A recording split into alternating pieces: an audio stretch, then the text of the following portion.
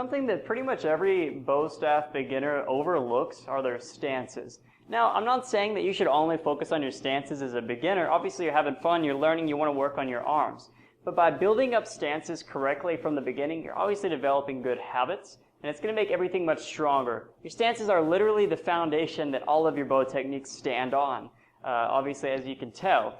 Now, let's go over some basic stances. First one that we're going to use most often is the long front stance. The long front stance allows you to get an extended stance.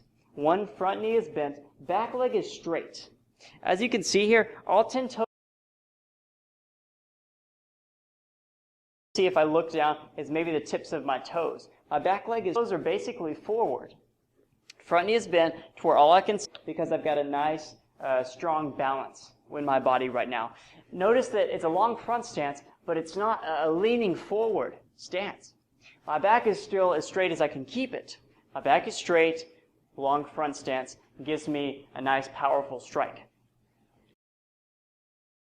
Often going to do with overhead strikes, front thrusts, various different long front stance, we're all stance, okay? Again, 10 toes are almost all facing forward. At times, the back foot, the toes may be slightly angled outward. Next stance is the horse stance. If you've ever done any traditional martial arts training, you've probably seen this stance quite a bit. The horse stance is where you've got all 10 toes forward, past shoulder width apart, back is straight, sitting down almost into a bit of a squat. Now, you've seen various horse stances. Some horse stances are very deep, such as this. Some horse stances are more mild.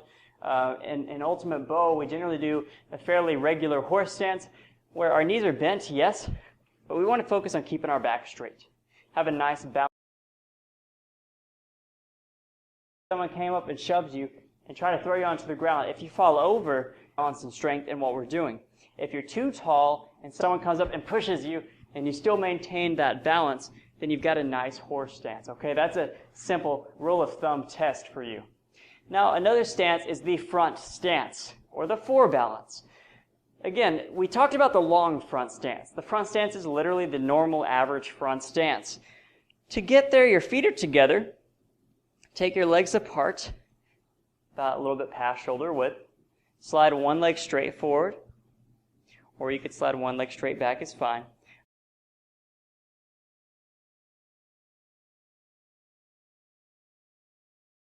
Goes front knee is bent, back leg is straight. Have a virtual square.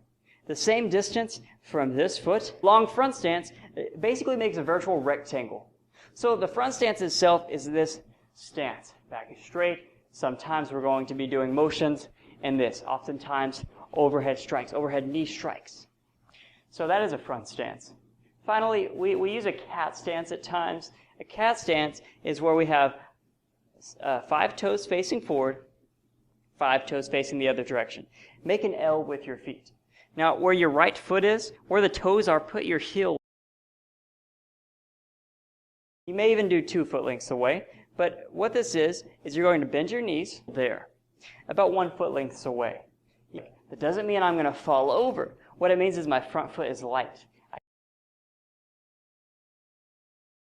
In a light stance. As a cat, that's why it's called a cat stance. I can pick it up and kick.